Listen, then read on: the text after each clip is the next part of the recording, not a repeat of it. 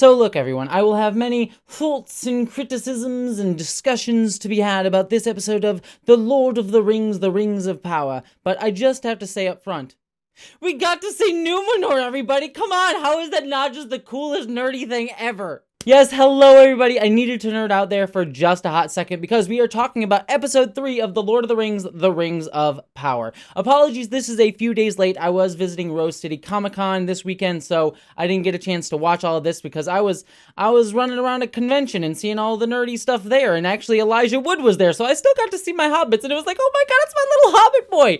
Anywho, it was a very big nerdy weekend for me, and I had a lot of fun, but it is finally time to talk about something that I'm very excited to finally get back to, and that is the Rings of Power. So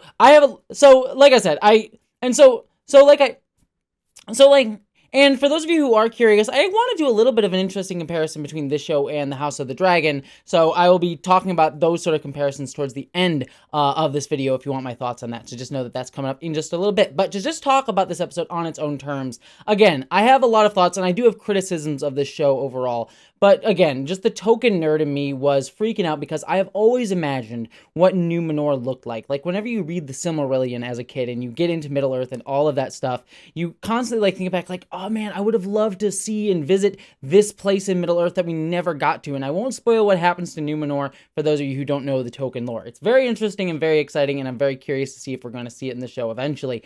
But you just, as a Tolkien nerd, it was just so cool to see it, and I thought it was so beautifully rendered. Like, the budget is clearly on screen with these scenes, and I adored it. The only thing I will note about seeing Numenor is that the sort of Queen Regent's office, like she's a boss, anyways, like the throne room, I think it's the same set from the Wheel of Time Aes Sedai room that we got to see in that show. It was just sort of an interesting, like, oh, I think I recognize the same room. Maybe not, but it looked very similar. I guess I'll start there with Galadriel's story and Numenor, because that's kind of where I've already begun discussing. And I think what I am really latching onto with this show in terms of the story that it's telling, not just being a prequel to Lord of the Rings, is how much this show is about our relationship to the past and our relationship to sort of traumas in the past, be they personal, be they intergenerational, or be they intercultural. Because so many of our characters are just sort of having these intriguing pushes and pulls with their past traumas and lives and cultures. We see, for example, like Galadriel is this woman, last episode, just can't get past the death of her brother and sort of being pulled into that.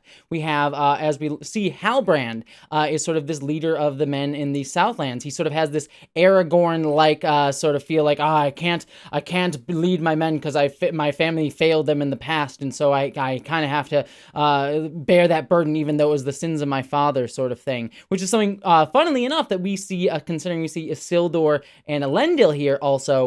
We knowing what their story is ultimately going to be. That's not a spoiler if you've seen the Lord of the Rings movies. What happens to Elendil and Isildur in the sort of final battle with Sauron that we see at the prequel of those films. So the opening of those, films, that leads Aragorn to have the same feelings that we're seeing Halbrand have here, even though Halbrand is very much from a different culture. And so again, I'm just loving seeing these different traumas between cultures and things like that. And also we get to see here with Numenor the relationship between how the elves and the Númenóreans has soured in a lot of respects. How there's sort of this like fear and anger and kind of dislike of the elves, even though they sort of worked together in the past. So I'm just loving those sort of like those different like relationships to the past discussions throughout all of this. One thing I also did really enjoy here was seeing Galadriel get a little bit more fleshed out as a character once we get to Numenor. And so she sort of accepts this deal to stay there for a little bit of time, and she sort of goes with Elendil to sort of learn about the past. She does this whole bit where she like rides on a horse and we get to see her smiling, which I thought was a nice little way to give her a little bit more three-dimensionality. She did have a one-note kind of obsession in the past few episodes of the show so far, so giving her a little bit more of a character beyond that I thought was nice. I think we do need to see a little bit more of that, more of those like small moments of her getting to be a full-fledged person, not just like this dead set, I'm going to do this one quest throughout all of this. And I like seeing that small bit, and I think we need to flesh that out a little bit more. So it's not enough, but it is a little bit in the direction that I like to see. I also did really like the Halbrand scene where he sort of is trying to get the ability to smith in the city, or at least on the island, I should say. And he doesn't use violence at first, even though we do eventually see he can throw down with the best of them. in a really brutal scene, which I like seeing some of the brutality in Lord of the Rings. I thought that was really cool. Like, Lord of the Rings is not Game of Thrones level violence, but it does have some violence in it. But I like that he used kind of trickery and tried to get on their good side first. I thought that was a nice little bait and switch with his character, that he doesn't want to use violence, but he will if he has to. And so that kind of leading into his sort of his own backstory that we learned through Galadriel later on. Moving beyond the Numenor of it all, we have the Harfoots, which I think that was probably the most uneven bit, but that section still really worked for me because I liked seeing the culture of the Harfoots. Like, they are a migratory people, and I like seeing that because of this, that people fall behind, they lose people, and they sort of celebrate their names by remembering their names. But also there's a little bit of a callousness to them that if they fall behind, they have to move because that's just how their culture is. You get to see these sort of contradictions or these ways to build up these sort of proto-hobbits, and I thought that was a really interesting like peek into that culture. I know as a Tolkien fan that this is very much like bringing this the Tolkien lore to its breaking point with the Harfoots here, but for me, again, I'm willing to take the show on its own terms and not just always relating it to Tolkien lore. If you're someone who's like, I need every piece of Tolkien lore to line up, I totally understand that. It's not an inaccurate way to view this, but for me, it's not something that I am going to have a problem with going into the show, even though I will nerd out over the Tolkien stuff that I get to see, but I thought it was just really fascinating. However, it was a little bit uneven. I liked getting to see a little bit more of Nori and a little bit of the more humanness here, but they just don't reach the level of the hobbits in the Lord of the Rings and the Hobbit movie, even though the Hobbits the movie itself is very uneven. Being they're sort of into this world, they are a little bit more of our time, but they don't have that sort of same viewpoint, and so it's a little bit harder to connect with them, even though I still do enjoy them. Though I am curious to see, I like the little subversion that, oh, this Meteor Man is the one that's going to help save this family and help them survive by getting through, presumably I think they're going across the Misty Mountains in this sort of migratory bit and getting eventually to the Shire, possibly. So there's an interesting little subversion, and I'm still curious about this story with the Meteor Man. We get to a little bit move forward in that, but not too much. But I am ultimately very curious. I'm still holding out that this is Gandalf, not Sauron, though it would be interesting if he was Sauron. But I guess my thought that I originally had a pitch that Halbrand was Sauron, and that was going to be the big twist, that he was sort of a trickster. And I thought that right up until the last little moment with his scene with Galadriel there. So sadly, that's out the end. But I am here for Meteor Man still being a wizard / possibly Gandalf, even though again that does break Tolkien lore. Hey, so actually, future editing Jessie here. I am actually going to rework my theory here. I actually am going to double down and say that I actually do think that Halbrand is, if not Sauron himself, which I still think is a possibility, then he is definitely evil. I know that this might be a stretch, but stay with me here. I feel like the reveal of him being this sort of king in the making and him sort of having this Aragorn storyline feels like too much of a retread of Aragorn's story. And also, this fact that we got that little moment where he's sitting there in this episode and you see that there's this simmering anger, but then he twists it to become like, oh, I'll give everyone drunk and everything like that. But there was that simmering rage underneath.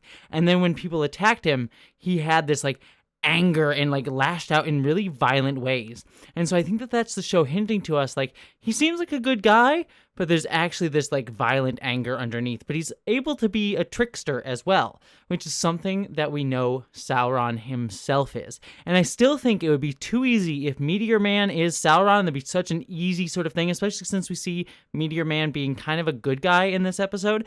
So my theory is Halbrand actually Sauron, and Meteor Man is either a wizard or Gandalf. So I'm going to double down on that theory right here. We'll see how long it'll take me to be proven wrong, but that is my theory going forward for the rest of the season. Halbrand, Sauron / definitely evil. Meteor Man, probably Gandalf / at least a good guy, probably a wizard. All right, back to past Jessie to talk about her stupid, dumb thoughts that weren't thought out after the fact. Yeah, let's look at her being all silly and dumb.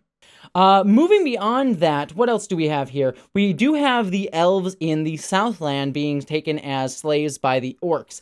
And by the fact that I'm just calling them the elves, it should tell you that I have not really connected with that story still at all. I don't remember any of these characters' names. I didn't really feel much emotion for them. I understand what this storyline is trying to do. It's trying to show us the setup of Mordor as we learn that the Southlands are eventually what gets turned into Mordor. And because we sort of discovered that with Galadriel, Galadriel, which is nice, like, oh, that's a cool little reveal sort of bit. And I like that they didn't hold on to that for too long, that it was a third episode sort of reveal, because if it had been like in episode 8 where they revealed that, would have been much more frustrating, been like, that's stupid. The fact that it's revealed in episode 3, that makes it work for me, because it wasn't built up too much to be this big thing.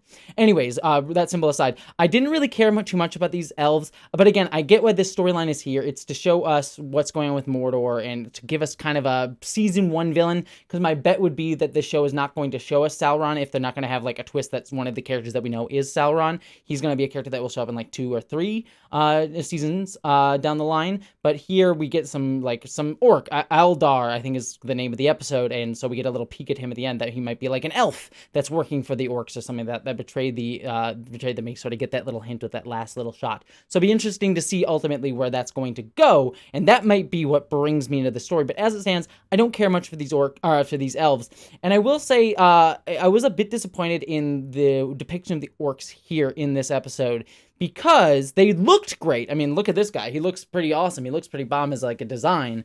But they did such a great job last episode making the orcs scary and creepy again. Like, they were legit. That one orc was legit terrifying. And then you have them be like, oh, they're scared of the light and they're going to hide and they're going to make like stupid jokes. And that does fit like some of the depictions of like groups of orcs. But after they've done such a great job of making one scary last episode, sort of like waste that a little bit here, kind of disappoints me. I was almost turned back on this by the action provided at the end here. I was like, oh, that's some cool elf action that we get to see here. And then they added in the warg, and the warg just didn't work for me. I thought it looked a little bit too cartoony. I do remember in the Lord of the Rings movies, I think Two Towers is where we got to see the wargs there, and maybe it's a little bit of like nostalgia and seeing it through those goggles. But I remember the wargs being like nasty and gross, and still CGI probably there too. But it just seemed a little bit more real and tangible in those films than the CGI here. And it just felt a little bit too cartoony and not really there for me for this warg to work ultimately. So I was a bit disappointed in the warg, and it almost they almost took me with the action, but the warg just took me right out. And sadly, that's just gonna be the case with that. But that does bring me to the thing that I said I was going to talk about, which is my comparing this show to House of the Dragon. And I have a few things to say on that front. First off, I want to have a conversation with comparing these two shows, not to pit them against each other, like saying the one's better, they're the best, that sort of thing, because I ultimately find that sort of conversation to be very diminutive and ultimately really frustrating in a lot of senses. I mean, if any of you, I talked about this in my House of the Dragon episode 3 review, but I was honestly very frustrated with a lot of the comments that not all of you, most of you were fine, but some of the comments that I got in my review of Lord of the Rings, Rings of Power episode 1 and 2 review, there was sort of an offshoot of this stupid discussion about like, oh, look, there can't be black elves in this, or it doesn't respect Tolkien canon, or things like that. And again, there's some element of like, if you want to see Tolkien one for one put to the screen, I understand that. That's not a bad thing to be upset about that this show not doing. But it always comes out into these discussions of like, this thing is shit because of this. And then ultimately there's also some sexism and racism thrown in there too. Again, not saying all of it is, but some of it definitely is. A very large portion of it is.